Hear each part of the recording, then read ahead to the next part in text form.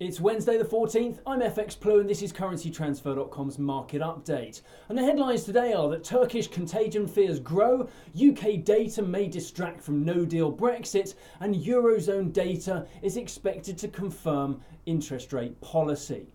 So the current issues facing Turkey have not happened overnight. The overseas borrowing of Turkish firms have been a concern for a little while now. The lira has been steadily weakening all year, but the pace of this weakening has accelerated recently. On its own, the diplomatic squabble between Turkey and the US should not be enough to destroy a Turkish economy or call into question the balance sheet of several Eurozone banks lending to the market. But Trump's tariffs demonstrate how quickly any cracks in global markets can blow wide open. But more on Turkey later. Yesterday, the dollar index pulled back a little and closed around 96.30.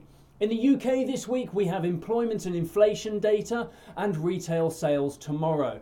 This could provide a short-term distraction from the Brexit concerns. Sterling currently is heavily oversold and a correction could therefore be imminent given the right catalyst. Positive data this week may be enough to take profit on short positions, but today's data is not expected to be that. Employment and inflation data is expected to be unchanged. Unemployment rather at 4.2% and wage inflation at 2.7%. Cable fell to a 14-month low, closing at 127.70, and sterling euro is doing a little better, closing higher at 111.90. So, Turkey. What's going on there then?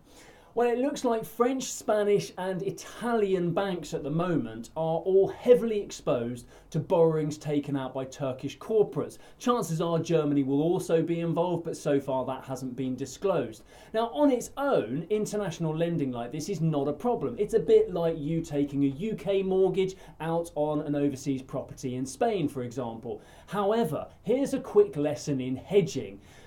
What the borrowers should have done is when they took the loan, they should have taken out a series of forward contracts to fix the cost of their repayments over the course of the loan. That would have been sensible. Now, why is that a good idea? Well, since the end of April, the euro lira has fallen from a starting rate of €1 costing 4.87 lira to where we are now, where the same euro costs 8.125 lira. That's over 65%. So imagine a 65% increase in your monthly repayments on your mortgage for the same property. It stresses the budget slightly. And also, and importantly here, this significantly increases the bad loan and bad debt risks of the lending banks in Europe. So, that in a nutshell is the problem and why the financial markets have got their knickers in a twist over Turkey at the moment. Aside from that, today we've got a little bit of inflation data due out in the Eurozone. It's expected to underline that the interest rate policy currently is bang on track and no need to change, but it shouldn't really distract from the main focus of Turkey and the developments and what on earth are they going to do to sort that out. We'll talk again tomorrow. Have a great day.